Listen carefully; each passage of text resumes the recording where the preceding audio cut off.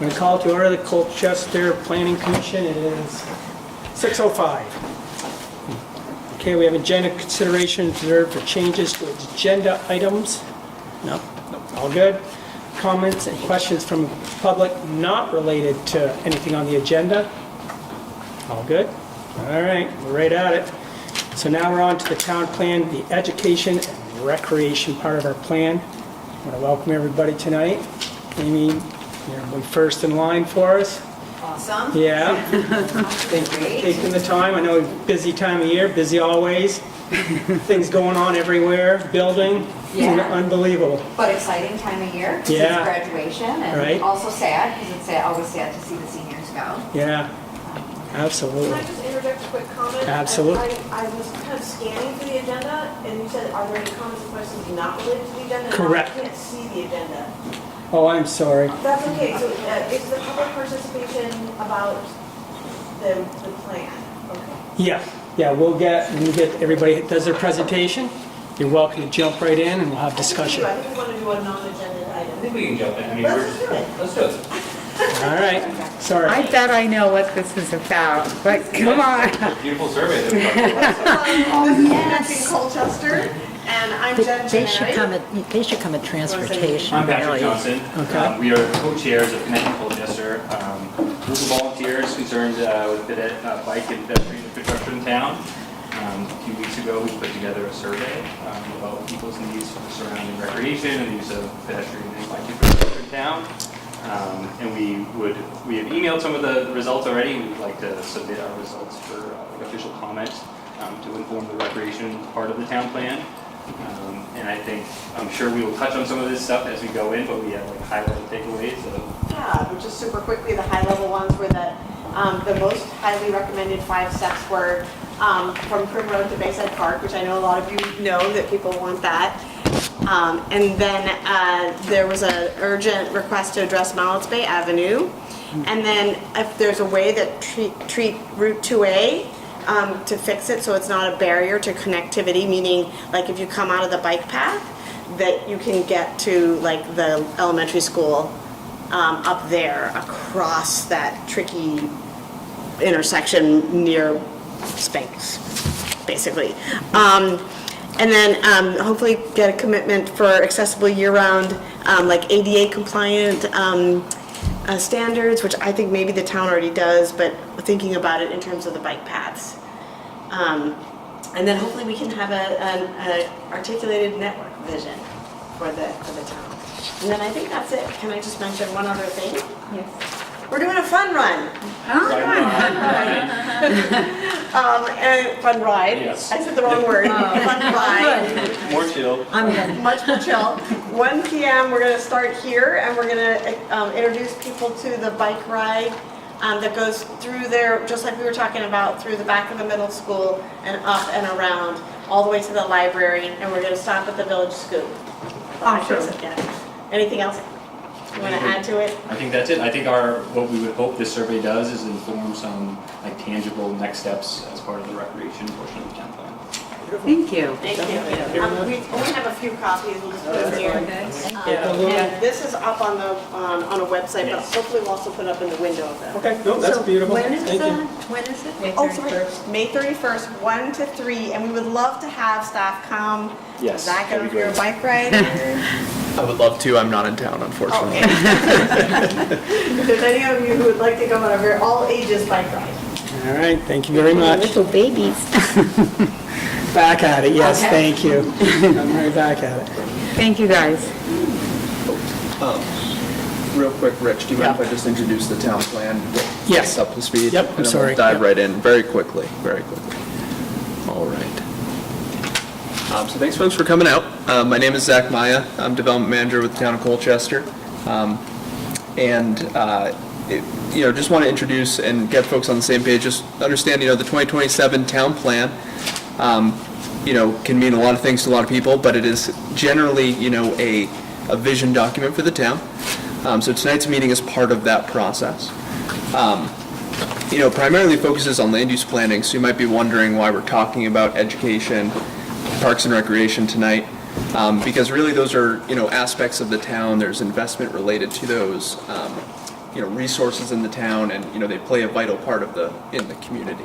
So really want to highlight those at a higher level tonight as part of the plan. The town plan is adopted and readopted every 8 years. It's optional. You don't have to do it, but there are some significant benefits to doing so. With the town plan most recently adopted in 2019, 2027 is the due date. So we're looking to, have the planning commission and public, really work on an update to that plan in that time. Generally, town plan is going to focus mainly on, providing a framework for the development regulations in town. So basically what people refer to as zoning gets informed by the town plan. But it's aspirational, so it's not going to actually be a zoning regulation document. It does come into play for Section 248, Act 250 hearings at the state level. It also guides, local infrastructure planning and capital budgeting. So tonight, capital budgeting might come into play. There's many reasons to have a town plan.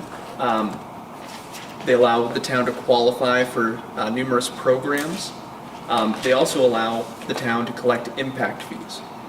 So having a town plan allows us to collect an impact fee. For example, one relevant tonight is an education impact fee of $600 per bedroom that is assessed on every new residential loan.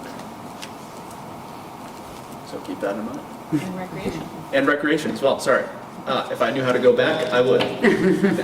Oh, and I didn't realize there was a microphone right now. My apologies. Hopefully you can hear me.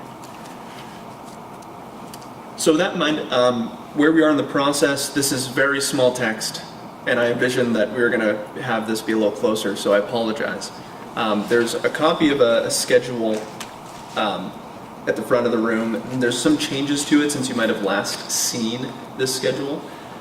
It's later on in the agenda to discuss the actual schedule for this, the revisions that are proposed. But just to point out, still earlier on in the process here, this is the 5th meeting. Again, focusing on education, parks and recreation. Going to be diving in later to, land use and natural heritage next over the summer. Again, we'll talk more about this later. And just wanted to note that, Planning Commission has talked through numerous things already, so we'll just be focusing tonight on the Cultivating Colchester chapter, Education and Parks and Recreation. So with that in mind, I will hand it over to Amy. Sorry about that. Rushing a little bit. No worries. Trying to keep you, I know you got another meeting to roll through, so. No worries. I prepared a little short presentation for you tonight just to give you an overview of the schools and where the school district is and what we're working on. We're really proud to offer diverse opportunities to our students pre-K to 12. And so I'll give you some highlights of how the district has changed. When I would think back to 2009, we've changed quite a bit. We are seeing more needs from our students. We've seen an increased number of students in plans, and we've seen a tremendous need in the resources that students need. And so back in 2009, the quantity of our students that were eligible for free and reduced lunch was at about 24%. And right now we're sitting at about 33% qualify for free and reduced lunch. That has increased quite a bit, and so the needs of our community is changing as a whole. We are constantly looking at enrollment numbers to make sure that we are right-sized as far as staffing is concerned. We have 3 times had McKibben Demographics do a long-term demographic study to make a prediction around what is happening with student enrollment. If you're not aware, Colchester is one of the only school districts in the state of Vermont that is not seeing declining enrollment. And the demographer is predicting that by 2034, we will grow just a little bit by about 96 students. This is something that we will watch closely to make sure that these numbers hold, because environment in Vermont is always changing. Since 2009, we've had over 2,000 students. Some years it goes up a little, some years it goes down a little, but on average, it's safe to say that our enrollment will hold firm at around 2,000. What the demographer is not able to predict for us is the number of students that Colchester will receive from towns that are tuition towns. And so currently we receive a number of high school students from other towns because their town doesn't have a high school. We also receive students in grades 7 and 8 because the Grand Isle School District, the Grand Isle School, does not offer grades 7 and 8. So we actively recruit in those communities to increase the number of students that we have. This is a little comparison from 2018-2019 to this current year of 25-26, just to show you how enrollment overall in those schools has changed.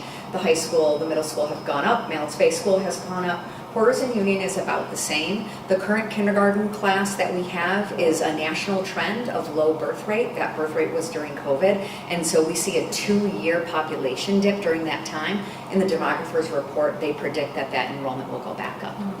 In 2018-2019, we really only offered preschool for students with additional needs, and then the state of Vermont changed the law and expanded pre-K to be universal.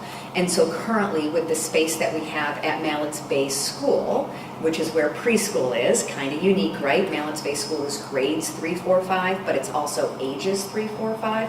One of those entire wings at the Bay is where preschool is housed. It's the only place where we can put preschool because it's the only place that we have space. Porters and Union currently do not have space for preschool, but we currently have 75 slots. They're typically always full, and we always have a wait list for families wanting to use our pre-K program.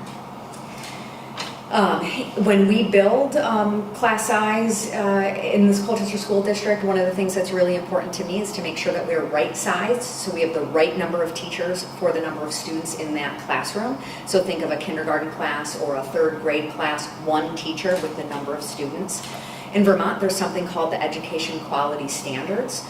One of the new pieces of legislation that came out also talks about what should the right size be.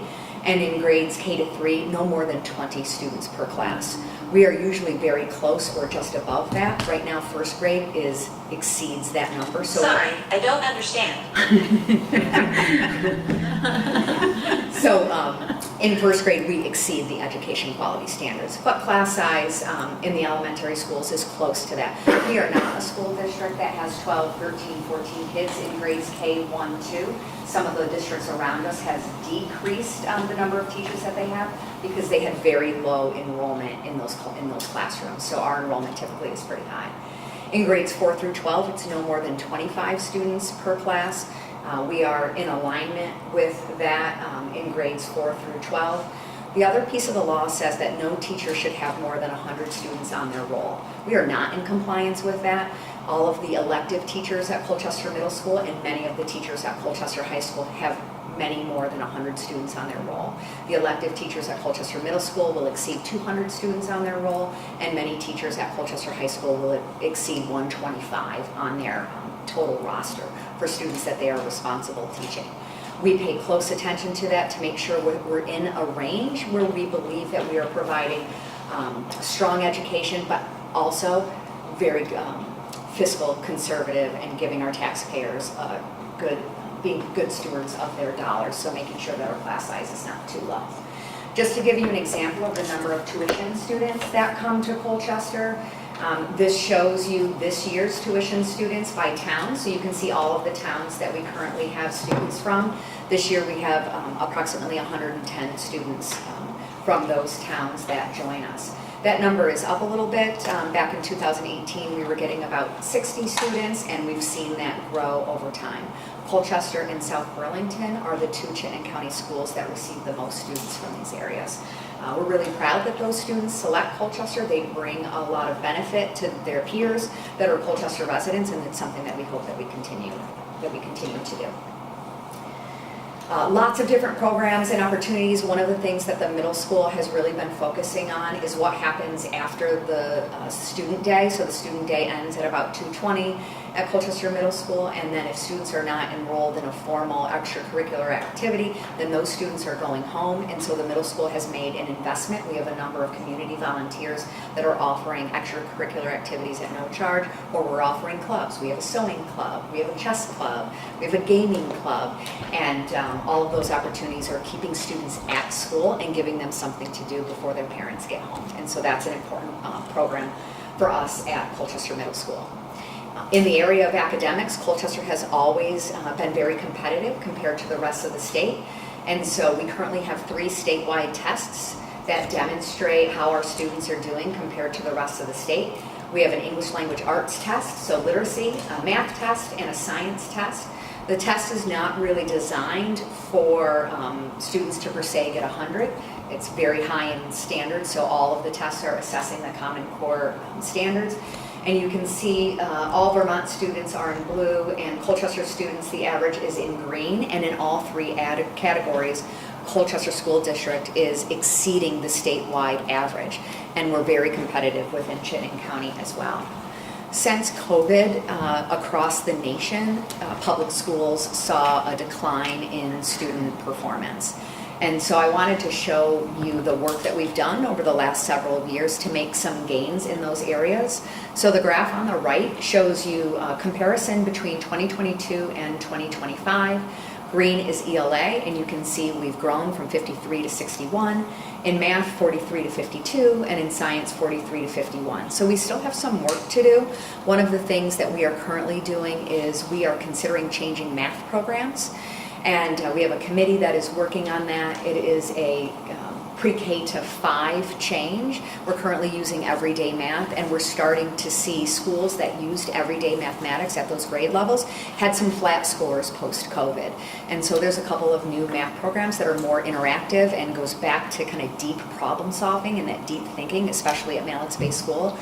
So we will soon announce what our new math program is, and we're hoping that in 2 years we'll start to see even more gains in mathematics. One of the challenge with the science scores is we do teach science K-5, but that will be a spot once we see an increase in the math scores for us to continue to push on science and students accessing science curriculum during the day at Mallett's Bay School. We really focus post-COVID on literacy, and so now we're going to spend some time focusing on math. At Mallett's Bay School, Porters and Union, those teachers teach every single content area.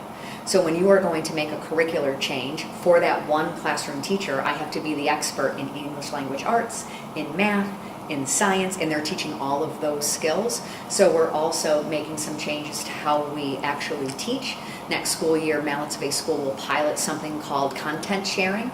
And so if you and I were 3rd grade teachers together, I might teach the math and science, you would teach the literacy and the social studies, so that we both can become more of a content level expert to really make sure that we are improving student scores versus both of us being responsible for all 4 content areas. As a classroom teacher, when you go home at night and you're not making one set of lesson plans because you teach high school 9th grade science and you're teaching 4 different set of lesson plans, that's quite a challenge. So it's another change that we're going to make, hoping that we see an increase in scores. The other exciting thing to note is the facilities bond. A huge thank you to our community for supporting the bond that was passed in November of 2024. There were 3 amazing reasons why the bond was important: safety and security. We think we can tighten that up in our buildings. It's very much needed. Aging infrastructure. Porters and Union was built in 1954, so those buildings are 70 years old, and it's time. And we were having some challenges with learning and support places. And so we will spend about $25 million at Porters and Union, and then the next big chunk of dollars from the bond will go to fully renovating Colchester Middle School. Colchester Middle School is currently out of space. We have 3 teachers on carts. Space is a significant challenge at that building. We really have done no major renovations at Colchester Middle School, which is why it is so needed there. This is a winter picture of the start of the work at Porters Point School. PC Construction has been our general contractor. They've been amazing to work with. If you were to drive by Porters Point now, that is the new addition. The new addition will not be done until the end of August, and so we have our eye on that deadline because students are to enter the new addition on August 26th. That will be the only part of the building that students will be allowed to be in when we enter the fall. They will not be able to remain in the rest of the building because that's what we will be renovating. This just to give you a visual representation, this, what we call Porter's Point a T. So this top part of the T is the oldest part of the building, the part that was built in 1954. This will eventually be completely demolished. So that part of the building will not exist. So if you go by now, you're like, wow, it's so big. What, is it going to stay that big? Nope. Our bus loop, we've had lots of challenges. It's not a safe bus loop for drop-off and for car pickup. This will become the new bus loop, so we will have a safer drop-off for families and for students. And then this part of the building the main entrance will be here, and preschool will be here. Currently, because preschool is at Mallett's Bay School, we ask our families and students to transition from Mallett's Bay to Porter's or Union, back to Mallett's Bay, then to the middle school. We have a lot of transitions for students and for families in our district, so having preschool available at Union and at Porter's Point School will decrease one of those transitions, which is important. So the new, air quoting, the new Porter's Point will just be this section. That section will not exist. But that's where we are, and we are currently on time and under budget. Which is fantastic, because we want to stretch those bond dollars as far as we possibly can. When we get a little bit farther down in the project, we will spend some dollars at Mallett's Bay School to redo the HVAC. The HVAC system there is very old. If we have enough dollars, we'll do some plumbing work as well. And at Colchester High School, we will be looking at the track and the roof so that every building gets a little bit. We did use some bond dollars to redo the gym floor at CHS, since the gym floor was so old and so thin, it was not safe to resurface it again. And that is almost done, and it looks beautiful. Here's another aerial view of Porter's Point right now. This year has been great. The construction has not impacted learning at all. They're in the regular building as they would have been, so this is the easy phase for Porter's Point School. It'll be a little bit more challenging next year because we will cram everyone into the new addition. And so in the basement of the new addition will be the library, art, and physical education. It will move into a traditional basement, but we just don't have space on the other two floors. So what does the timeline look like? A couple of notes about the bond payment is this year's bond payment was about $4 million. Next year it'll increase to $6 million, and it'll be $9 million for the 2 years after that. And then once we get to FY29, we'll see those bond payment dollar amounts start to decline, which will be a lot easier for the budget process. Porter's Point began construction in the fall of '25. We're expecting completion winter of 2027, but we will be completely in the new building the fall of 2027. We expect there might be just some finish work that needs to be completed. Union will begin construction this summer, so summer of 2026. They will do the same process as Porter's Point School. They will begin to build the new addition. That will be a much more challenging build because the water table is so high at Union and because the lot is significantly smaller, which is why we started at Porter's first, so we could learn from that project before we do it on a more compressed site plan. And then Colchester Middle School has a looser timeline because we want to get a little bit farther with Porter's and Union before we start. We're estimating to begin Colchester Middle School at some point in 2027 and probably a completion around 2030.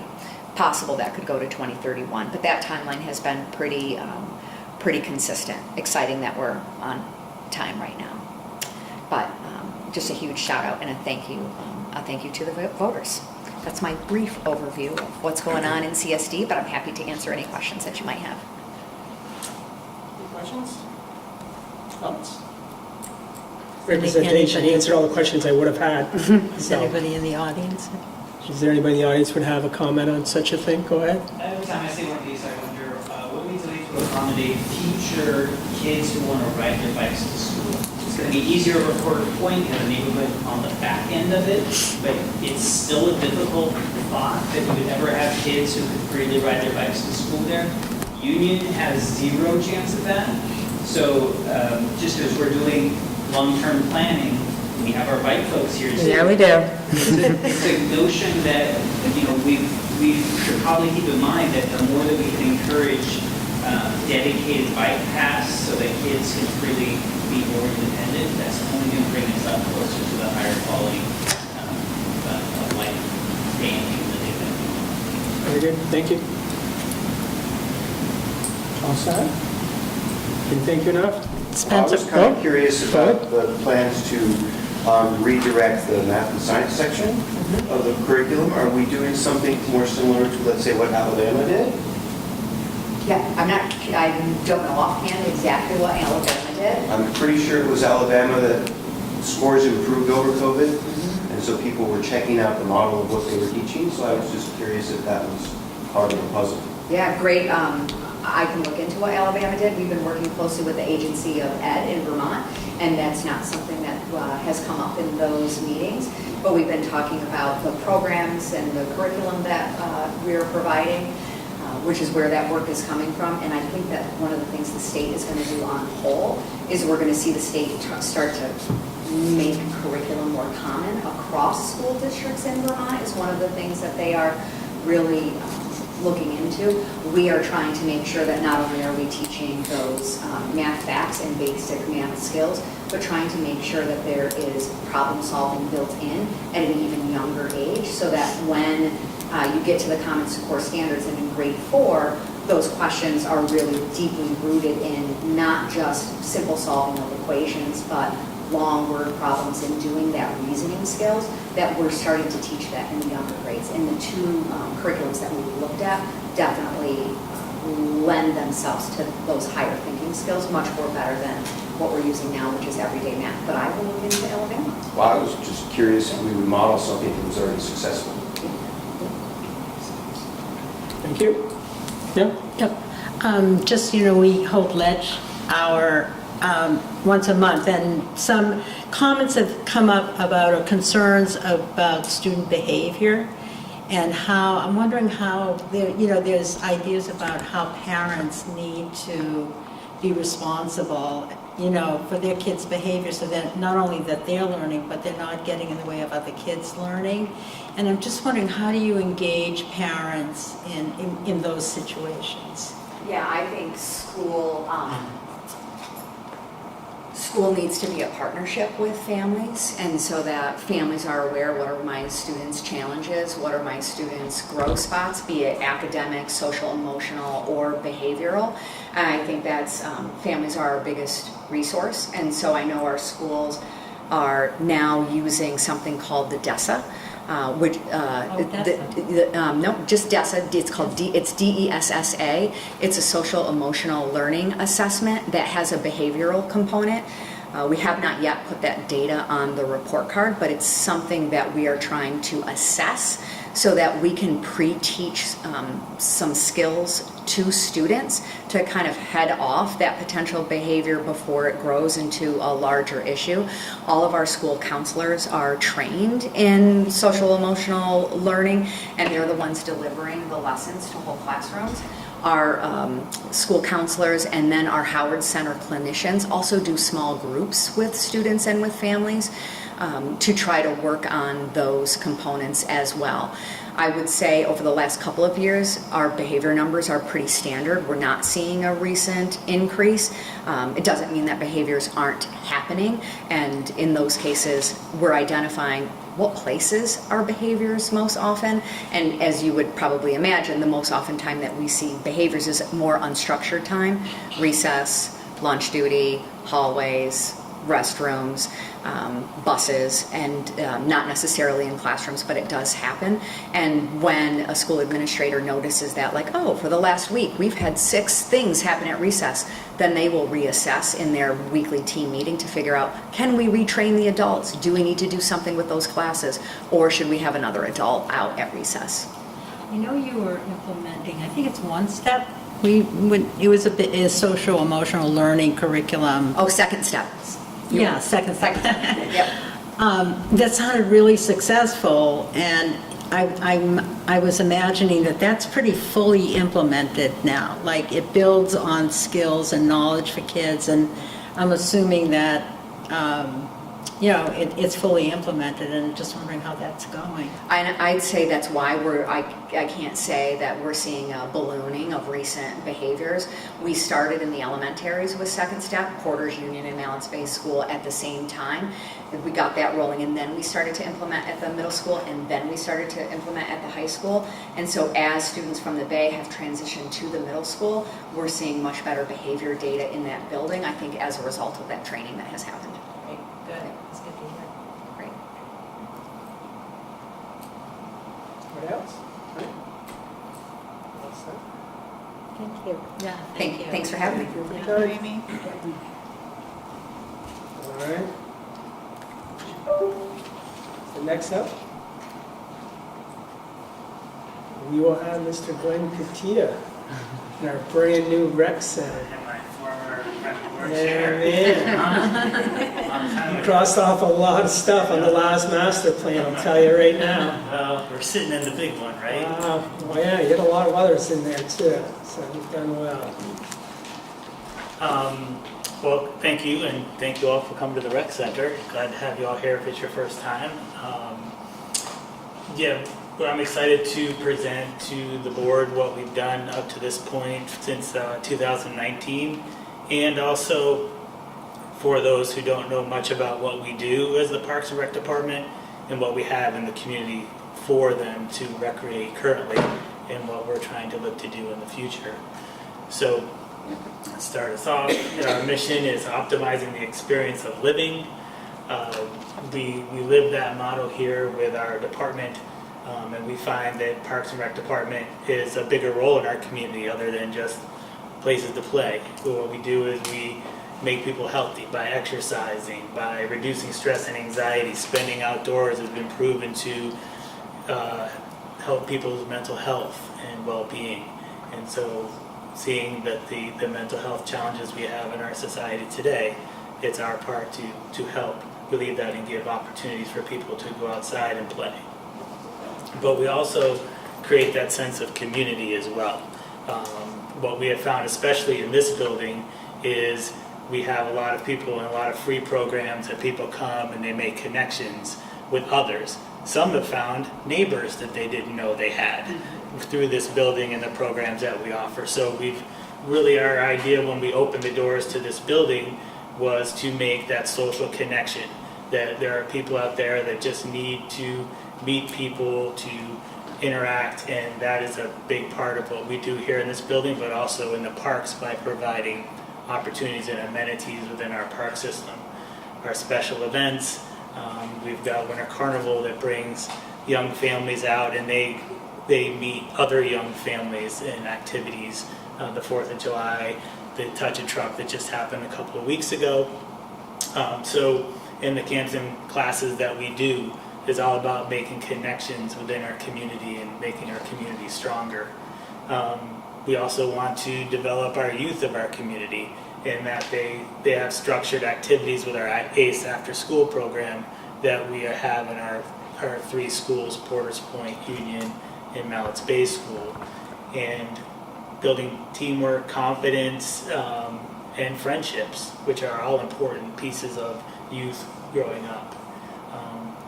Economic impact, we bring people into this community through different activities we do in the parks, special events, tournaments that we may have as sports, but also one of the neat things that we brought into this building when we opened it was they were able to move the autumnal fair at Severance Corners to this building. And so the timing was great in the fall that we were able to open up the gym area. I think we had 40 to maybe 50 vendors at the end. Close to 50 vendors that were here. It was a great community event, got people in to see the building, but also, the vendors that were from our community also were able to show their wares and make some money along the way, which was great. So that helped the economic impact of our community. And then access, and this is some of the things that we want to improve upon also in the future, looking at also accessibility to our different parks. But that, this building some have treated that it was not a membership-only driven building. We have lots of programs that you don't need to be a member to be a part of. There are a lot of free programs in this building. We do lunches every other week with AgeWell. So we're providing those recreational and community opportunities within this building and in our parks as well. So we like to say, sometimes when we go through the budgeting process, that Parks and Recreation and sometimes library is lumped into this as non-essential programs and departments within town government. However, I feel like we are very vital to your community and the thread network of building a community through libraries and Parks and Recreation. So I've kind of told you the importance of Parks and Recreation, but also now some of the things that we do as a department. We manage all the facets of the department. We manage the operations and maintenance of this rec center building. We will get later in the slide about the park capital plan and the recreation impact fees that were talked about early on in Zach's slide. We're continually planning in the parks as far as new additions, but also renovating the existing conditions that are funded through the park capital plan. Listen to the wants and needs of the community. We provide safe opportunities within our parks and our programs. And we develop and manage all of our different projects. Also, we maintain the greenways on the public recreation paths. The Department of Public Works build them, and then we take care of them after. It's kind of been our slogan over the years. And for those who don't know all the parks, and some of these you may have been to, and some you may not even know that exist, we have 11 that the town owns and manages. Being Airport Park is probably one of the more familiar and popular ones, as we've all stood out there in 20-mile-an-hour winds and 30-degree weather watching our children play. Bayside Park, which has the upper and lower, the lower, of course, being the beach that looks out onto Mountains Bay, the hard courts there, and then the softball field in the back. The pavilion is very popular in the summer. We have a very big project that's happening there this summer. We're going to be rebuilding the hard courts that are there. So the upper and lower tennis courts / pickleball courts and basketball court are going to be torn up and replaced, very similar to the 1954 Porter's Point School. Those, Betsy could probably say that they were built, I think, in the 70s, so they're probably close to 50 years old as well. Pavement and the thaw freeze cycles in Vermont has been very challenging to those, and there's no more tape to patch them anymore. So we're going to be rebuilding those with the addition to, within that framework, 4 dedicated pickleball courts that will be going in there as well. Bonanza Park is a small community park right off of, I knew I was going to stop. That's it. Heineberg Drive. We all know about the Causeway, however, that is now owned by the state of Vermont. The town of Colchester Parks and Rec Department continues to do basic maintenance out there. We share the 4 Ethan Allen Parade Grounds with the town of Essex. We just last year redid the perimeter trail there, which was had gotten down to a single path treadway, which we've been got back to the original size of that path at 6 foot. The Heineberg Billy-Doo access, which is also off of Heineberg Drive, which is a fishing access and accessibility to Winooski River. Heritage Park, which is up in the village. Law Island, which is just off of the Causeway, which if you were fortunate enough last year, you could have visited it by foot, but typically you cannot. It was so dry that actually you could walk out to Law Island. That is owned by the state of Vermont now. Porter Natural Area, which is an area between Airport Park and out to the water alongside the Causeway. And Rossetti, which is the access you see off of Holy Cross Road to the beach. Sunny Hollow is out near Costco, which we partnership with the Fellowship of the Wheel to maintain about 3 miles of mountain bike trails there. Valleyfield Park is another neighborhood park off of Mallets Bay Avenue. And then Village Park was, I think the path was done back in 2016 maybe. That property was purchased, and we have a 1 mile gravel path, which is right behind the Champlain Water District building. And then we get into the programming portion of our department, and to kind of tell you how we've kind of tried to go back as far as I could to see what kind of, how we've grown as a department and the programs we've offered. I could get back to year 2000 was the year I started here. Couldn't find out how many participants, nothing was computerized, it was all paper. But we offered about 194 programs that year, and as you can see from 2021 on to current, we keep increasing the programs as well as the participants, and you'll see a big jump in 2025 because we have this lovely building now to be able to offer programs year-round, where before we were partnership with the school district using their spaces for programming, but we had that you can't do anything between 7 and 3:30, 4 o'clock. And now that we have this building, we can do a lot of programs during those times, and also on the weekends where we may or may not have accessibility to the schools. Special events, kind of went over that a little bit earlier. The Causeway Race, if anybody's interested in running, we're running out of open spaces, but that is happening Saturday, June 6th. And we have the 5, the 10, and 15K portions of that race. We have a summer concert series that starts just after the 4th of July at Lower Bayside Park. Our 4th of July celebration, our winter carnival, touch a truck, dinner with Santa, and then we partner with the Colchester Alliance for an Easter egg hunt.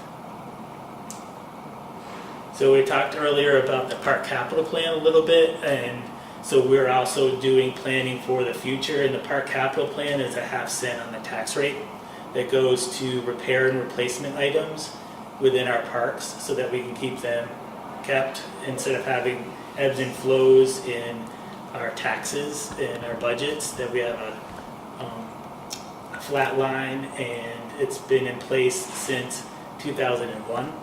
It's been very successful as far as being voted in by the public. And it gives us the opportunity to do long-range planning for repairs. So as you can see, we're currently in FY26. We have money for trees, infield material resurfacing at our ball fields, putting in new receptacles in the parks, pickleball and tennis court resurfacing, and redoing surfacing on different paths. So as you can see, in FY27, we have a significant amount of money put towards that Bayside project. So we're planning out at 5 years, 6 years at a clip. It's a 6-year reauthorization. So we're constantly thinking down the line as the things that need to be repaired and replaced to keep the level of service high in our parks. And then the impact fee dollars that come in, these are for new projects and also repair to projects. And so as you can see that we have the funding out, and again, the Bayside Park project is a significant amount of money to redo all of those courts. But the good news is it came in under budget, so that's good. And we'll be starting that right after the 4th of July this year. So the future, and as we say here with the town plan, you probably want to know where I think we should go. As far as programming, we want to expand the opportunities here within the rec center. We want to have more open houses to have people come in and see it, experience it. Believe it or not, I think there are probably some people that don't know that it's here in our community of 17,000 people. So we want to do better at getting the word out that this facility is here. As far as our parks go, I think we have some of the most beautiful parks in the state of Vermont, but some of the challenges is for people to enjoy them. And Lower Bayside Park is kind of my next step after we got this building built, that I really want to make that more accessible for people when they cross the road to get to enjoy that facility a lot more. But then we're going to also take a look at, similar to Amy's challenges with aging infrastructure within the schools, we have that as well in our parks, and we're starting that through the impact fees and the park capital plan to help us start looking at revitalizing some of that older infrastructure that needs to be replaced. So those are our goals for Parks and Rec. So Kathy helped me add in some of these slides. So the part of that health, recreation, well-being. Yeah. These are not your slides. They're not, they're yours? Yes, those are ours. Okay, good, because I was gonna wing it. I was gonna go. I was gonna wing it. We're happy to talk about it if you'd Yeah, like to. sure. I think looking at what we have done from 2019 to this point, and Rich has been on the rec board prior to his life on the planning commission. The vision of this building has been 20 plus years in coming, and here we are finally. So I think now that we've gotten that huge goal away, we can kind of look at fine tuning a lot of the other things that we have in our community, but understanding that we need to get the whole community involved, and I think this building has helped that. And so we can build a better community network, looking at all of the other pieces of making people's lives within our community better. And the objective, I think we're lumped with the school district in this meeting because we work very well together. We host our winter carnival in their building. 3 of our after-school programs are in their building. They're very supportive of the things that we do. We support them when they need things from us. So we have a fantastic working relationship. They've allowed us to use their building when we need to up to this point and continue using their buildings as we see fit. So I think it's great that we've been kind of lumped together with the school district because we have a lot of similarities in developing young children and their families and nurturing them in our community. So quickly I'll just share with folks that we start every chapter of our town plan with a vision, goal, and objective. The ones that you're seeing here are from the 2019 town plan. The Planning Commission has expressed throughout the process that they are especially interested in hearing from the community and from departments and department directors like Glenn, any changes that people desire to see, either because we've accomplished something or it's not quite inclusive of our current vision, goals, and objectives. These are the broader statements. So the ones that you're seeing here are the ones that are in the combined chapter of education and recreation, and that's why we have them together here tonight. And if Glenn advances to the next slide. So these, I was gonna say, I can't see those. oh yeah, I wonder if we could, Just read that would be really helpful. yeah. I guess I could move. So real quick, yeah, I'm happy to share that. Well, it's just pretty little. Yeah, it's hard to fit them all on the page. So the vision for Colchester, again, this is that chapter. Do you have something to show? Oh, I can see it. It's up close. I can't see anything in front of my face.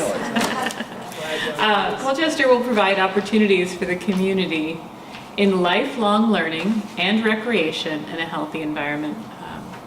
It's a beautiful vision, but if you see any way to improve that or change it, please reach out either tonight to the commission or at any point to staff to share with the commission. This process will be ongoing. Did you want to? Say that again? You have a question? Did you Oh, I'm sorry. I just had a quick question. Yeah, go ahead. I've spoken with Sarita about this group, and I'm sorry I didn't get in earlier. Am I correct in assuming there's a PDF that's about 200 to 300 pages with the old town plan? It's not quite that long, but yes, it is on our website. Yeah, and I can download it off the website. Absolutely. Am I the only one who hasn't read it? Comes in a pretty book here, too. I'm trying to think Just if I have- checking if I've done my homework or not enough or whatever. Yeah, and we, for anyone who has technology challenges or access challenges, we'd be happy to print a black and white version for you if you need to. Sorry. Stop by the Planning and Zoning office if you have trouble accessing this or don't have internet at home or something. We can help you get a copy of it. But it is available on several pages on our website, both on the documents. There's a whole town plan page that is on our website. Yeah, I started it, I just didn't get. Yeah, no, it's long, I get it. If I didn't like read it daily, I would, not sure I would have either. Can I ask a question? Yeah. Actually, I heard you say something about how H-Ball comes here for lunches. Are they still utilizing, is anyone utilizing the senior center still? We use it for summertime, for our summer camps, but we've tried to transition a lot of stuff here. I was just wondering if it's still utilized at all. Not as much as it was, but yes, we still. So seniors aren't using it anymore? As a senior center? Yeah. No, it hasn't been that way for. Have you envisioned what you might, I'm trying to get this thing. I know. But I no. mean, for a 10-year plan, that's Right. Right. that's a beautiful piece of property right there. Right, and so the challenges with that space is that we don't have on-site staff. So here it's easier to have a lot of programming Yeah. for that age group here. Yeah. We already have staffing in place. Oh, I'm not saying it necessarily Yeah. has to be Right. recreation, I'm Yeah, just wondering. Potentially, Yeah. yeah, there's a lot of opportunity there. Yeah, For sure. okay. Go ahead. About the vision, goal, and objective, I think one thing that's missing for me is, like, how are you guys connecting with, like, businesses in the area to, like, get the most out of it? Like, I do our parks and recreation events as, like, real assets, and I want to make sure that people are going to Cafe on the Lawn after they go to the baseball game. So I didn't hear anything about how, like, you guys work with businesses. I'm interested if you guys have that as part of your vision, goal, or objective. We do work with different businesses within the community for different programming, but as far as a particular restaurant to have people go to after the game. I just meant more like you're throwing these events regularly, and so I'm interested in how, like, we talk about the economic impact. How do those diffuse out into the community? Like, are we, the easiest way to do it is have everybody come and do a food truck. Is an example of how will we facilitate, like, the connection to people showing up in our town and using our local business. I think as far as the events and people using, I think people look for specific places to go and eat, or they're familiar with the community. I can tell you that, for instance, we partner with different local businesses to do different programming where we'll have a local cake decorator come and do a cake decorating class for us. Or I think next week, the gentleman who owns the bike shop is coming to talk about e-bikes with us. So there's a lot of stuff that we do within different businesses, but I don't say that, we haven't, with Little League, they're a separate organization, but we haven't really, we had food trucks at our local open house here, or we'll have them at our summer concerts. Does that kind of? That's exactly. I think. Yeah. I would love to see that. Like Dan Forum Shoes helps us with the I think Causeway race. like, I would love to see that in the vision, in the goal, just to, Yeah. like, kind of, make it a bit more tangible. How do we, like, get this economic impact from these great events in our Right. great parks? Thank you. Yeah, go ahead. I would just emphasize that I think the word you're missing there is connectivity. Is that we want to encourage people to come here and realize that you can play here at the recreation center, and then you can just hop on over, down the street to Lakeshore Cafe or whatever. You can go to Bayside. It's not far, but I think if we want to emphasize people to play in their community or come here to play in our community, we have to make it easier for them. And that connectivity is going to be led by how easy is it to get from point A to point C. And right now, we don't have that. We have a drivable community, and people don't like to drive when they're in their own community. They want to just get out the door and walk down. I want to ride my bike from my house to this place, but I can't because I've got to travel through a lot of traffic, the busiest street, and I've already one of the busiest streets in our entire township is right here. And yet, we have stoplights instead of circular to slow traffic.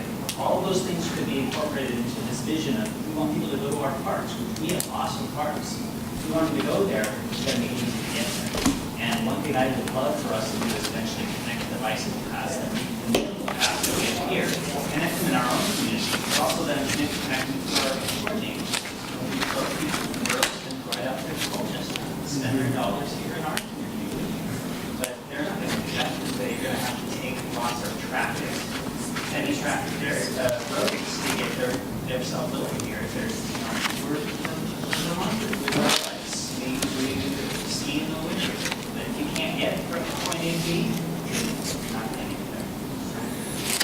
good, thank you. Yeah, So I just want to like emphasize, or I forget, there's a word you say, what you were talking about, because like in the future, and I do think it's a fabulous rec department. I think we have beautiful parks. We have great bike paths, you know, but segments of it. And I guess in the future, like in 10 years, I'd like to see just like where you could ride your bike from Airport Park up to the Village, or Severn's Corners, you know, because again, in Ledge Hour, one of the things that people talk about is connectivity. They feel like Colchester, not anybody's fault, but it's like boroughs, you know, and just it is hard for the community to kind of connect. And just if there was more way, this kind of smart growth, thinking of making communities walkable and bikeable, just, you know, is West Lakeshore Drive going to have, when the sewer gets finished, is that going to have like a bike path, a bigger bike path on it? I can answer that, because the houses that are right around that intersection are the ones that are going to be most affected. Well, I thought there was a multi-bike path plan for As the new West. intersection is made, there will be bike paths to it from either direction. There'll also be extra turning lanes, so the road traffic is less. And then, and again, I think they're waiting for matching grants, is what's holding up that process right now. But I've been keeping an eye on it because it's right in front of my driveway. Yeah. And sometimes it's hard to get out of my driveway without the traffic light. So when that comes in, they will improve the infrastructure around the bike path as well. I can't speak for the Are other you talking about spots. East Lakeshore or West? West Lake Shore where it meets, Rosie's? yeah, right at Ross's. So that's going to be a much different Someone intersection. also once the- mentioned the Cirque Highway right-of-way that we have, you know, I'm just telling you what we've heard is, you know, just having that, my goal is to have it turn into a road so we can divert traffic, but that probably is never going to happen. But even if that could be a bike path. But again, I think all of us, you and all of us are talking about connectivity. You know, what ways can we intentionally connect, make it easier, you know, to connect and for people to connect in Colchester. And I also just noticed in the old plan, one of the goals was to get more equitable access to the beach, to the lake for the public. So that was one of the goals. So I just wanted. You've jumped ahead on us. Oh, I did? I just wanted to bring that forward. I will show that for people to see. Okay. Where do I still identify it as a goal? If you saw the last slide. The Future, yeah, that's a goal. That's accessibility, yes. Oh, good, Yeah. great. And Yeah. I'm happy to, Let me go to that if slide. people are specifically interested in this chapter, I'm happy to email the pages that are related to this, so you don't feel like you have to, unless you want to read the entire document, which again, it's a lot of pictures. It's not too bad, but if really you have a specific interest in this, you mark it on the sign-in sheet. I'd be happy to email anybody so they can see just this chapter. We can send that to you. This is also covered in another chapter, the transportation. Yeah, that's another point I want to make. Can you go back one slide? I think we skipped one. Sorry, Glenn and I are both controlling this. Oh, we didn't skip them. I just put them backwards. Okay. Yeah, and so I've heard this come up a few times, and I just want to address it real quick. Something that we have acknowledged since the beginning, and I actually think it's the reality of life, and it's a good thing. All of the things that we talk about and plan for are not siloed. You know, we're not talking about, you know, even when we had a meeting just a few weeks ago about economic development, you know, everybody in there, even though it was about economic development, was also talking about housing. You know, how do you create jobs if people cannot live here? And as we're talking about recreation, we know that anybody who is interested and supportive of additional connectivity and additional access to bike paths and bike lanes and sidewalks, that is not solely an issue for recreation. And if you even had to pick, you know, it's as much transportation for many people as it is an opportunity for recreation. It does relate to economic development in the community. Almost everything relates to economic development. And in fact, when we did our own survey in March, we got almost 350 responses, and we asked people to prioritize what their goals were for the community, and they're of these 10 chapters that we have in this book. And economic development, I think, ranked number 2. Education, I think, was number 1, if I recall. And Parks and Rec were up there, don't worry. But I think it's an acknowledgement that that these do all work together. And of course, I'm sure many people would say they're all equally important, but we forced them to pick 3. And that sort of ranked them for us. We had some idea. So we do encourage people when they do come to speak about how this is impacted and does impact other parts of the community and other goals in the community. And we have to sort of silo them in the book, but we acknowledge that they're not. And so there will be repetition, to Rebecca's point, where some things that are crucial to both transportation and recreation, for example, will appear in multiple chapters, just to emphasize it. Thank you for that. I just want to add my two bits here, which is that, Serena, thank you for mentioning the bit about how our bike network is not a network yet. It's segments. And it'd be so great to have them connected. I've been thinking about all the houses that are going to be built at Severance Corners, and that's going to need to be connected if we want them to be connected to the shops here and back and forth. And then, what's the other thing I was going to say? But anyways, the connectivity, and then it's transportation. So I have that date on my list now, October 20th. You have the new date. Is it the right date? The one that's out here is the new dates, yes. Okay, yes, so that's when you talk about transportation, is in October. Yes, Okay, I mean, great. they're always subject to change, but we're feeling pretty confident this will be the right Okay. schedule Yeah. for now. We've just had to make some adjustments with Yeah. staffing and Well, availability. I have to step out, but thank you guys all so much for you. listening. do you want to just go to the next I slide? have another question. Go ahead. I think the connectivity conversation is a really good one. And I haven't done my homework, I haven't read the town plan. But I suspect a lot of that conversation is specified in the transportation section because that's where the money's been, but it's significantly impacted our recreation access over the last 30 years since the early 90s. And I think it is really significant to specifically mention it in the recreation section rather than just surmise it, or I think that would be a nice addition to that because it's such an important part of our recreation access in this community. And I have to say, I've been walking around and talking to a lot of people, and I love to talk to kids. And that is one of the things that the kids are saying, is that they would love to be able to just ride their bikes to their friend's house. They can't even do that because we don't connect to other neighborhoods. That is important.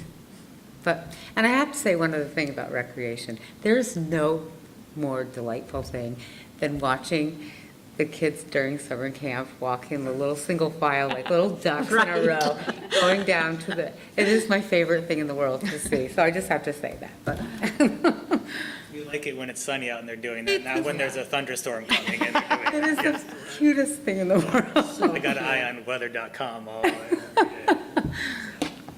It's cute. It is. So I'll share with you, can you skip ahead of this one? Yeah. So in our plan, if you're following along, and we'll go back to that one for anyone who's like, oh, you went too fast. We, at the end of every chapter, so at the beginning of the chapter where there was that vision, goal, objectives, at the end of every chapter, we get a little more specific, and we start with policies, and they are exactly what they sound like. These are policies that the town should adopt in order to take action. Some of these, I think, will be even if the general idea stays, we'll be fine-tuning the language just because some of them might belong in a different category. So the policies that are listed here, again, keep in mind that this is a shared chapter with education. And some of these have also come from a plan that the town did in 2012 called the Heritage Plan. So some of these statements come directly from that, and that was very heavily influenced by education goals, written by quite a few people who were in the education community. And so some of those, sort of take up the space here. I just did a quick circle. It's not meant to be inclusive, but we know that some of these are outdated. We were referencing the Albany College of Pharmacy here, so that will very obviously, even without a policy or discussion of what the community wants, we know we have to update some things. And I'm not expecting you to read all these tonight, but like I said, I'm happy to share them, or if you're happy to access them on your own, you've got some time to share your thoughts on these. And they can be as broad or specific as you want. If you want to take these and redline them and say, I love this idea, but 2 word changes would make a big difference, do that. Do that and send that to, send it to staff. I'm going to have you send it to Zach, because my last day with the town is in a few weeks. So we'll get his contact information. So send it to him and he will be sharing that with the Planning Commission. Do you want to go back to actions? Do you want to talk about this? We don't have to consider money, right? When we're like giving our ideas. There's no like fiscal note that comes with every idea, right? The town plan doesn't commit funds. It doesn't solicit funding. But there's an element of realism, right? I'd love it if, as a planner, my day was like, playing City Skylines or like The Sims, right? Or something like that, but it's not, unfortunately. So I think, to have a really effective plan, I think considering, what funding is out there, what funding it would take to complete a project, that would go a long way, I think, into really being effective. And Sarita, I'll just add quickly, sort of the opposite flow of that is that, as Zach mentioned at the beginning, many state grants, including bicycle and connectivity grants, rely on having a confirmed town plan. You can't access much of that funding, or state planning grants, municipal state planning grants, and quite a few state planning grants you cannot access without having a confirmed plan. And when you do seek, and they're very competitive, when you apply for these, there's a very limited pot of money, and every year it gets more and more competitive. You have to show that the thing you're trying to do, so if, I'm going to make things up, if we're all of a sudden like, we need, don't throw things at me, a dog park in the community, and we want to apply for a grant for that, you should be able to point to something in your plan that says this is really what the community wants. If you don't have something in your plan that speaks to that, or a better example might be, Glenn might apply in the next 8 years for funding to help with accessibility, physical accessibility, for example, in the parks. If we don't highlight that in the plan, it's going to be very difficult to get money for that through many of the popular funding mechanisms. And so we keep that in mind when we write this, even though it doesn't commit money, it does help us to obtain money. So as I've talked to every department head, what I've shared with them is, if you're going to be searching money or changes in community policy, or speaking to the select board in the future about something, you want that in here. Because this is, or bylaw amendments. I've spoken to you guys about that. If you're like, in the future, we want housing at exit 16, you cannot change that in your bylaws, as you know, without putting it in this plan, at least in some broad sense. And so this plan is not a regulatory document, it's not a funding document, but it's the base for those 2 things. And so that is why we put as much effort as we can into hearing from everyone and making sure the plan represents, not consensus, that's impossible, but at least what you guys are hearing from the community. Yeah, shared vision. Sure. One of my comments was going to be about accessibility that you just mentioned. And I read all this and I'm well now, but I think that's really important. And we have an amazing rec department. I'm proud to live in this town, and commend Glenn and the entire team for the work that they've done to build facilities, to maintain facilities. The maintenance has been amazing. I live right next to a park, and stuff happens before you even think it might. It's wonderful.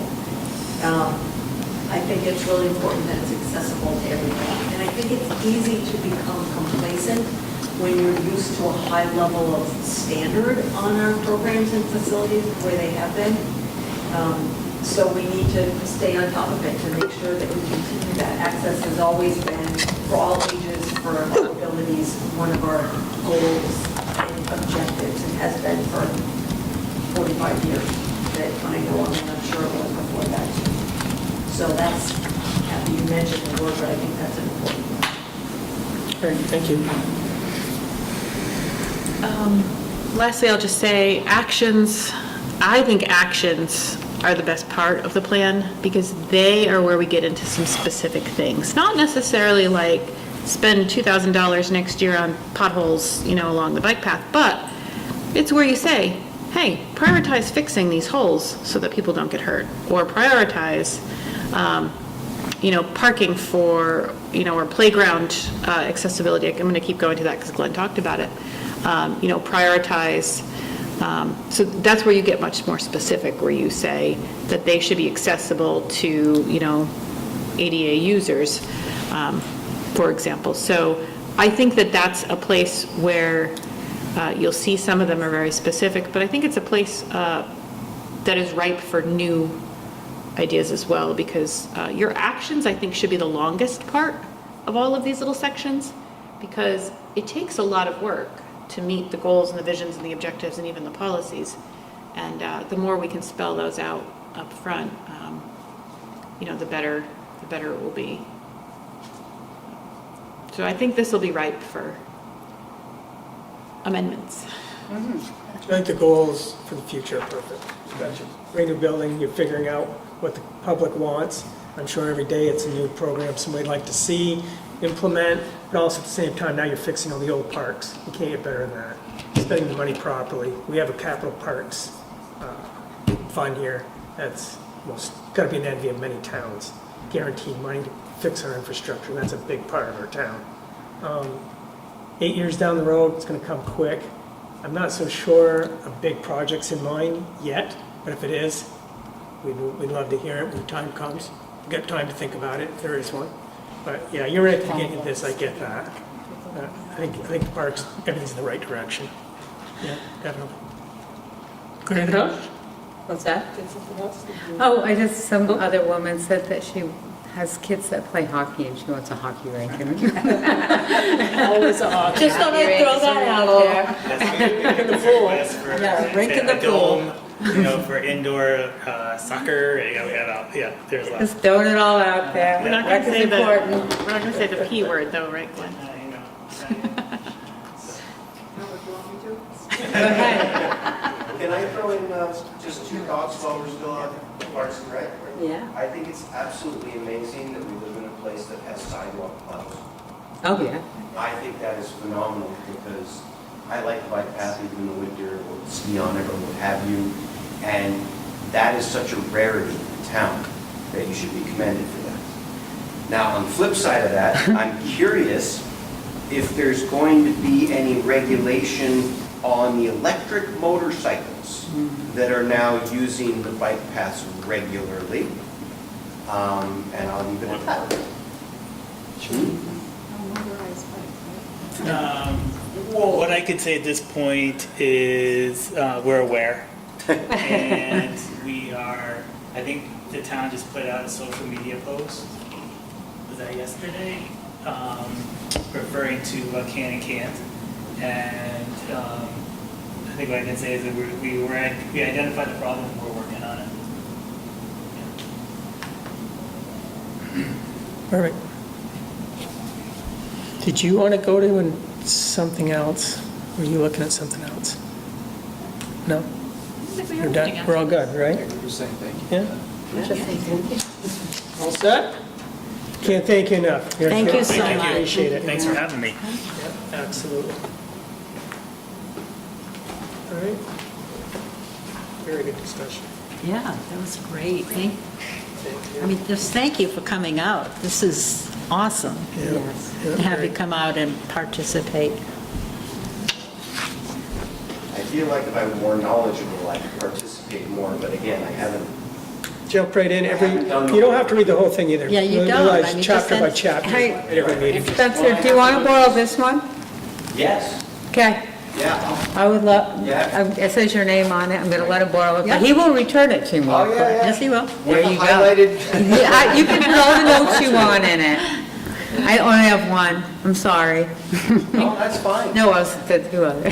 And we'll get you another one, Wendy. Quickly, I would just share to that point, and to anyone watching from home, that please don't feel like you can't contribute or participate if you haven't read it or you're not knowledgeable of it.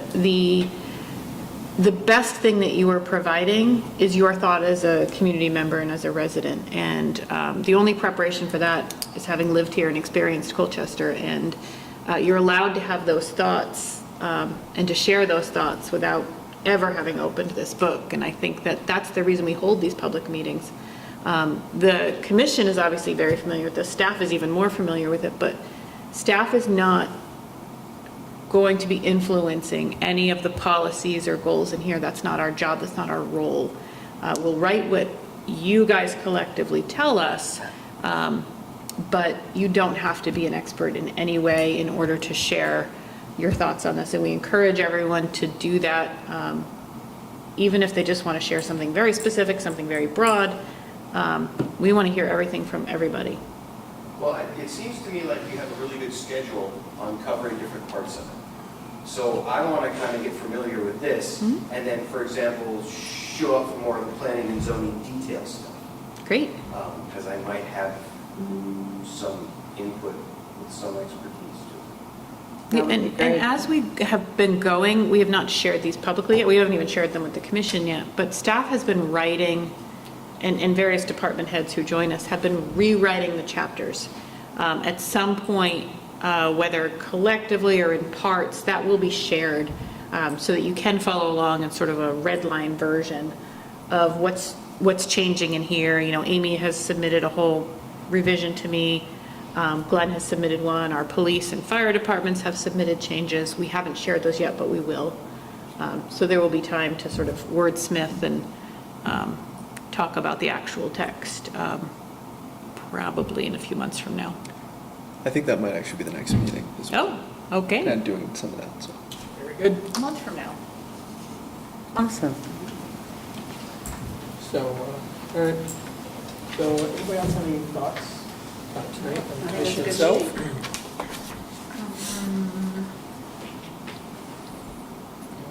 Well, I was reading through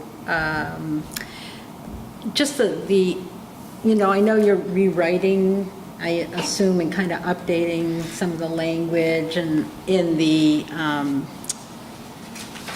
let me just see where it is.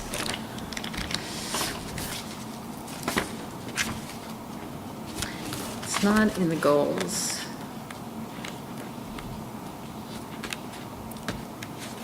Well, I wonder if it was just in planning, but maybe it was a vision, goal, and objectives, you know, for each chapter. They seemed a little dated, because they are, they're like 10 years old.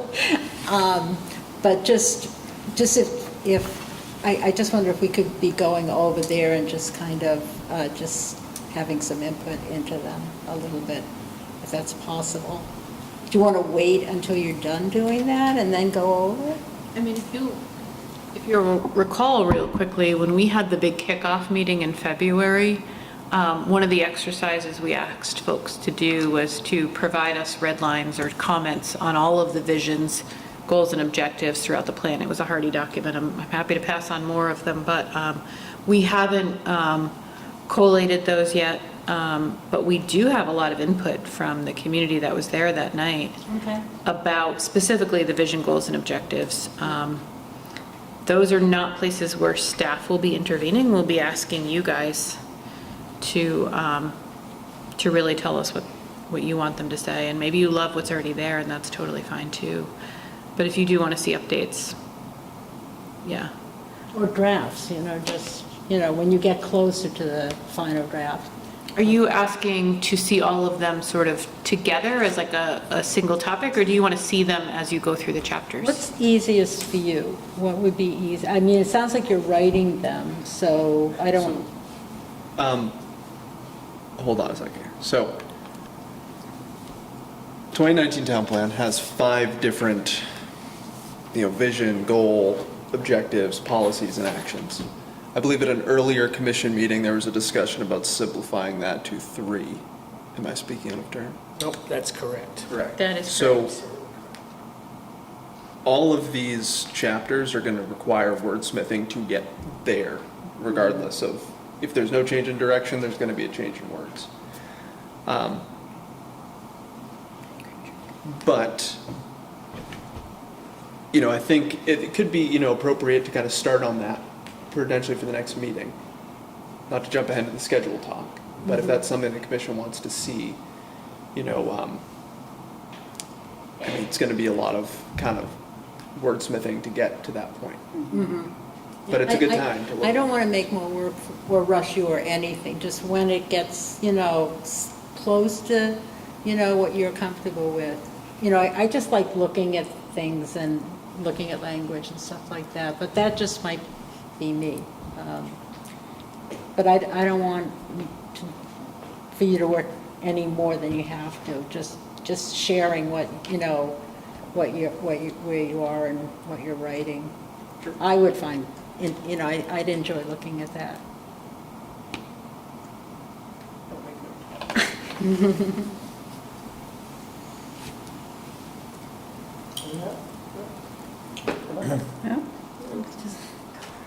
All right, we are going to look for a motion for the minutes of May 4th and May 5th. Okay, I'll make a motion that we approve the minutes of May 4th and the minutes of May 5th. Second, Second. all in favor? Aye. All right. So, staff report and I just can't even speak tonight. Miscellaneous items, town plan and planning commission schedule. Right. So, starting with the schedule, there's a schedule in front of you, printed, and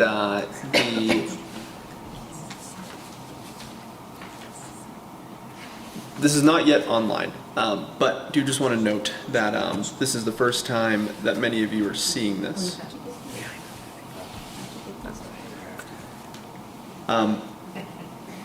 This includes your meetings to date, as well as meetings into the future. Starting at today's meeting date, you're going to notice that generally the change has been to meet once per month. So previously it was quite an aggressive schedule, 2 meetings per month. That's now been reeled into 1 meeting a month. All of the same topics will continue as outlined here, just at a slightly slower pace. As Kathy Ann alluded to, we are losing her on at the beginning of June, so there's a less staff capacity in the department. This schedule accommodates the things that the planning and zoning department needs to do, along with the things that we are supporting here that we get to do, like planning. So really, the first meeting kind of aligns with the Development Review Board. They'll be continuing their schedule, and the Planning Commission will be continuing on this schedule here. With that in mind, we're hopeful that this schedule kind of, continues and doesn't take a break from any of the momentum that's kind of being, cultivated through these meetings and through the surveys. So ultimately, your next meeting is a, sort of a drafting workshop to edit some chapters in the plan. So really, I think you're going to look at, from the staff perspective, we're going to be trying to get you some work done to date, updated chapters, as well as, possibly looking at some of the transition from the vision through goals to the slightly condensed version. But also there's going to be some questions for you about direction there. So definitely would like some insight. Things you've heard tonight, things you've heard from the survey, good time to reflect those. It's also a good time, I think, you'll see on that agenda to plan for land use public engagement. So coming up, there's going to be neighborhood meetings. Neighborhood meetings, it's instead of a focused topic, it could be any topic, it's just bound by geographic area. So, how to best engage with people, whether that's both online and in person, how that gets done, that'd be a good discussion point for the next meeting. And then, this schedule kind of launches into starting with the more developed areas in Colchester. Takes a brief break to talk about natural heritage, we got to reel things in a little bit. And then, goes on to, the remaining areas of town, transportation, utilities, and services for anyone watching online. Slated for the October 20th meeting, if that is of interest, since it was mentioned a bit tonight. I will just note this schedule does put plan adoption out further than the potential expiration of the town plan. So there is a gap, not a long gap, and we'll do our best to minimize that gap, but it could be 2 to 3 months where the town does not have a valid municipal plan. So just wanted to clarify. Does that put us in jeopardy for those 2 to 3 months? Well, I don't have all the information. I don't know if there's anything else here, but that being said, I understand that there is legislation being considered that would extend any expiring municipal or regional plans in 2026 and 2027 to December 31st, 2027. So it's not known at this time, but if that legislation passes, it would be very helpful to the town of Colchester. There would be no lapse. There would be no jeopardy, no loss of any grant funding. I mean, there wouldn't be loss of grant funding, but, if a grant was applied for in that window, the town may not be eligible or may not be as competitive. So that's the risk there, also with the collection of impact fees for that. We'll be watching that legislation closely. It's bundled into that larger Act 250 bill that if you've read anything on any media source in Vermont, you know that it is a popular and hotly debated one. So if that passes, and that's new, so that's why we haven't talked about it, that was added, I think, in the last version. If that passes, that means there would be no lapse. You would be an approved and in effect plan until, as Zach said, the end of 2027. We'll let you know. By your next meeting, I've got to imagine the legislature will have adjourned and made a decision on that. Sorry, I said that loud. I know. Plan. So if there's any questions about the schedule or anyone sees any dates that stand out to them as being particularly difficult. June 16th. I'll flip them around if you could. June 2nd to June 16th. The June 16th meeting. No, double birthday at the household. Okay. Yeah.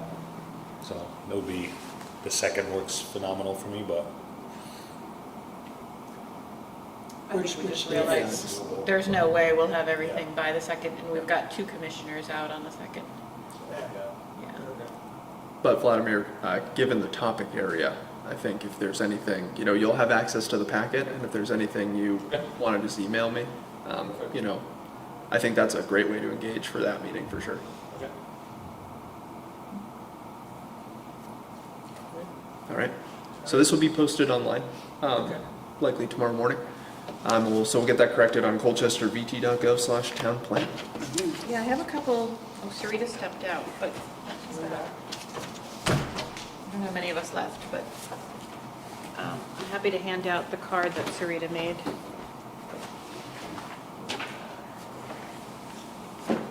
Get the website.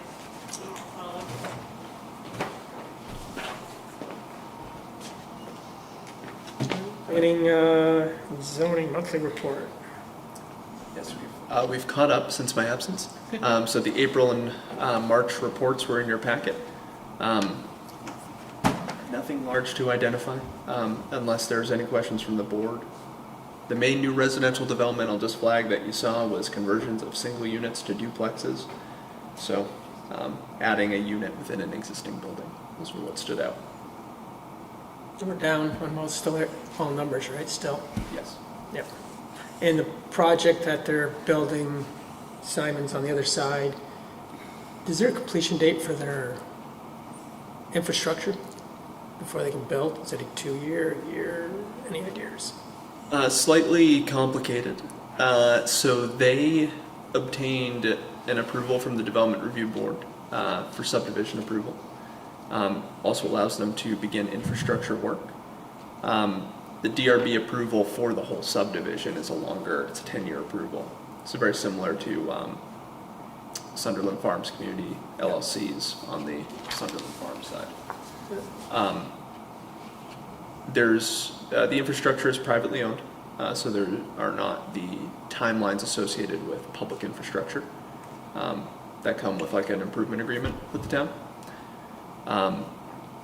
Right now, I'm not sure if there's a completion timeline. The only permit that's been issued is for the beginning phase of infrastructure, which is kind of, it's not going to be the entire road at this time.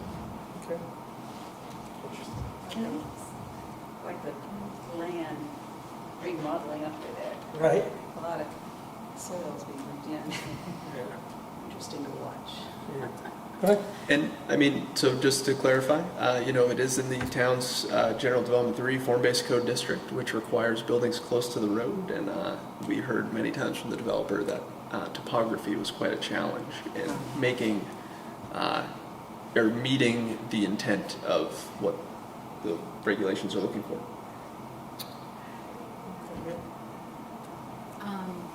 Just wondering about signs. Those signs, like when by the pickle perch, those kind of fabric signs. Did we have a conversation about them? They're permitted. Do you know what, the ones I'm talking about when you turn onto Like the east- flappies? Yeah, You're talking the about flappy sign. banners or Yeah. feather signs? The banner. The banner, I think. But they stand up tall and stuff like. Yeah, so there's allowances under 218 of the development regulations for temporary signs with a permit. One of those options is a feather sign. So you could get a permit for a feather sign. I'm not familiar with this property. Is it temporary or is it permanent? They're temporary signs that you could get for an annual basis. So they need to refer to like a business on a property. That's not to say that that particular one that you're referencing has even applied. Yeah, I'm not. We can't speak to it either way, we're not familiar with it, but now we'll take a look. Yeah, you can take a look. Signs are always something that we're thinking I'm about. sure they I are. have a question for you after the meeting. All right. Yeah.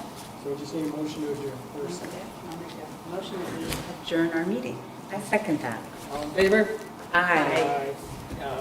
Us as a board want to thank Kathy Ann. Yes, we This do. is your last one for us. Not Very encouraging you, I'm just appreciative. recording the motion. We thank you to Sarita. She's got the talent for, it's something for all of us through Sarita. A little refreshment. Oh, thank you. Absolutely. Oh, so nice. Hard to believe it's been 5 years. I'm not gonna lie. Please know that I have enjoyed every meeting I've had with you. And I've told Rich this many times, you're my favorite planning commission. I've worked with planning commissions for over 20 years in Vermont, and you guys are my favorite.